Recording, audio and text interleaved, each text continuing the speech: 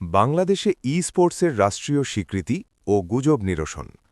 প্রতিবেদন সাইফুল ইসলাম।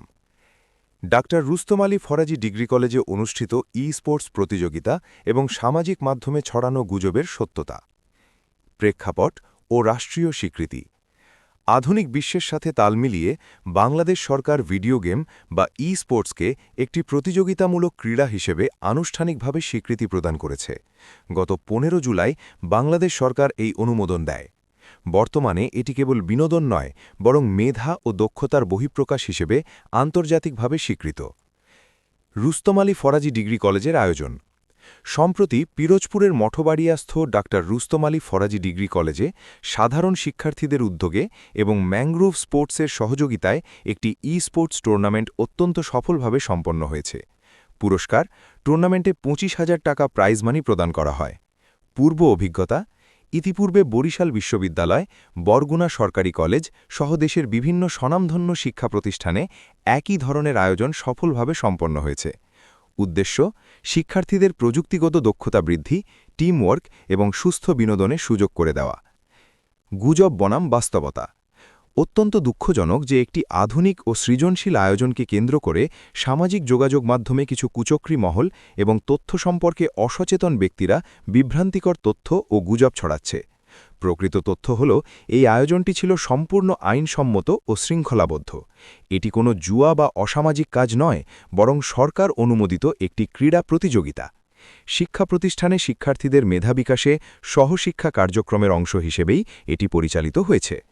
ডিজিটাল বাংলাদেশ থেকে স্মার্ট বাংলাদেশে পদার্পণের এই সময়ে প্রযুক্তি বিমুখতা বা না জেনে সমালোচনা করা অগ্রগতির পথে অন্তরায়। ই-স্পোর্টস এখন একটি পেশাদার সেক্টর, যেখানে বাংলাদেশের তরুণেরা বিশ্বমঞ্চে দেশের প্রতিনিধিত্ব করছে। তাই অশিক্ষিত বা অর্ধশিক্ষিত মহলের ছড়ানো গুজবে কান না দিয়ে সত্যতা যাচাই করার জন্য সকলকে অনুরোধ করা হচ্ছে। যারা সামাজিক মাধ্যমে এই আয়োজন নিয়ে মিথ্যা তথ্য ছড়াচ্ছে, তাদের বিরুদ্ধে ডিজিটাল নিরাপত্তা আইন অনুযায়ী ব্যবস্থা নেওয়ার সুযোগ রয়েছে। গুজব ছড়ানো থেকে বিরত থাকুন। ইমরান হাজি বলেন, আজ অত্যন্ত দুঃখের সাথে লক্ষ্য করছি যে আমাদের ডাক্তার রুস্তম আলী ফরাজি ডিগ্রি কলেজে অনুষ্ঠিত একটি আধুনিক ও সময়োপযোগী আয়োজন নিয়ে ফেসবুক সহ সামাজিক যোগাযোগ মাধ্যমে কিছু মানুষ বিভ্রান্তি ছড়াচ্ছেন। আমি পরিষ্কারভাবে বলতে চাই, যারা না জেনে এই ই-স্পোর্টস বা ভিডিও গেম প্রতিযোগিতাকে নেতিবাচকভাবে উপস্থাপন করছেন, তারা মূলত বর্তমান বিশ্বের আধুনিক সংস্কৃতি এবং সরকারি সিদ্ধান্ত সম্পর্কে অজ্ঞ। ই-স্পোর্টস এখন আর কেবল গেম খেলা নয়, এটি একটি আন্তর্জাতিক খেলা। গত ১৫ জুলাই বাংলাদেশ সরকার ই-স্পোর্টসকে আনুষ্ঠানিকভাবে স্বীকৃতি দিয়েছে। সরকার যেখানে একে উৎসাহিত করছে, সেখানে একে নিয়ে অপপ্রচার চালানো সরাসরি সরকারি সিদ্ধান্তের অবমাননা। আমাদের কলেজের শিক্ষার্থীরা ম্যানগ্রোভ স্পোর্টসের সহযোগিতায় অত্যন্ত শৃঙ্খলার সাথে এই টুর্নামেন্ট আয়োজন করেছে। এখানে ২৫,০০০ টাকার প্রাইজ মানি ছিল। এর আগে বরিশাল বিশ্ববিদ্যালয় ও বরগুনা সরকারি কলেজের মতো বড় বড় প্রতিষ্ঠানেও এই গেম অনুষ্ঠিত হয়েছে। সেখানে কোনো সমস্যা হয়নি, তাহলে আমাদের এখানে কেন হবে? যারা এই আয়োজনকে নিয়ে আনকালচারাল বা কুরুচিপূর্ণ মন্তব্য করছেন, তারা সমাজকে পিছিয়ে নিতে চান।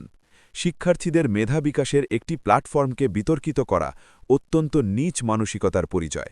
ডিজিটাল বাংলাদেশে বসে প্রযুক্তি নির্ভর খেলাকে যারা অস্বীকার করে, তারা মূলত অন্ধকার যুগের বাসিন্দা। আপনারা কোনো গুজবে কান দেবেন না। আমাদের কলেজের এই আয়োজন ছিল সম্পূর্ণ আইনসম্মত এবং শিক্ষামূলক। আমরা চাই আমাদের শিক্ষার্থীরা স্মার্ট বাংলাদেশের স্মার্ট নাগরিক হিসেবে গড়ে উঠুক। পরিশেষে বলব, সমালোচনা করার আগে বিষয়টি সম্পর্কে জানুন এবং শিক্ষিত মানুষের মতো আচরণ করুন। অপপ্রচার বন্ধ না করলে আমরা আইনি ব্যবস্থা নিতে দ্বিধা করব না। ধন্যবাদ।